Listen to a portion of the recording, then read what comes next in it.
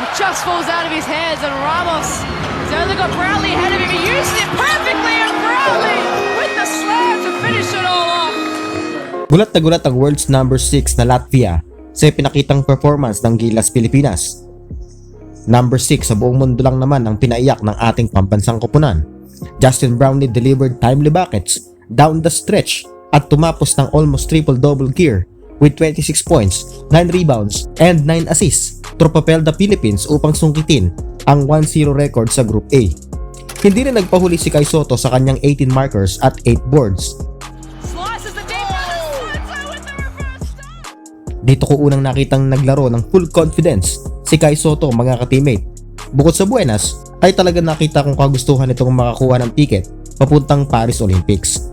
Sabi nga ni Coach Tim Cone na nashock siya sa ipinakita ng kanyang mga bataan sa hardcourt at hindi nito inaasahan na papadapain ang Latvia ng ganon-ganon na lang. Matatanda ang binulyawan ni Coach Tim Cone ng mga bata niya bago natin harapin ang Latvia.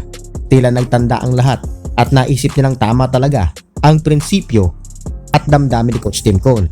Not here to win a game. We're here to win a tournament. Okay? Then we're going to be knocked out. All right? Nakakasawa na din kasing mabalitaan na pinahirapan ng Gilas ang kalaban. Pumalag ang Gilas sa kalaban. Mga ganyang nakakaumay na news na nagkalat online.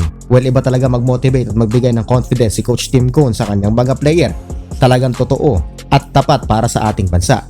Kaya this time around, sinurpresa ng Gilas Pilipinas ang mundo at pinatahimik na literal ang Latvia. Sa pagkapanalo ng Gilas kontra Latvia ay nasa magandang posisyon na ito sa Group A.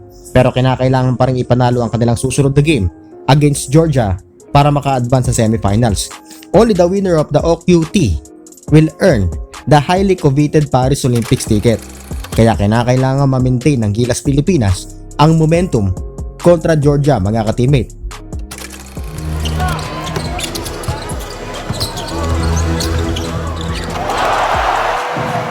Grabe naman ang solid output ni Victor Wembanyama kontra Turkey. Wembanyama finished 24 points, 6 rebounds, 4 assists, plus meron pang 3 blocks in 20 minutes. Binabato na lang kay Wembanyama ang bola, pero minamani lang ang pagdunk nito. Hirap ang Turkey sa kanya dahil inside the paint ay malaking banta ito. Outside the arc, kumakana din.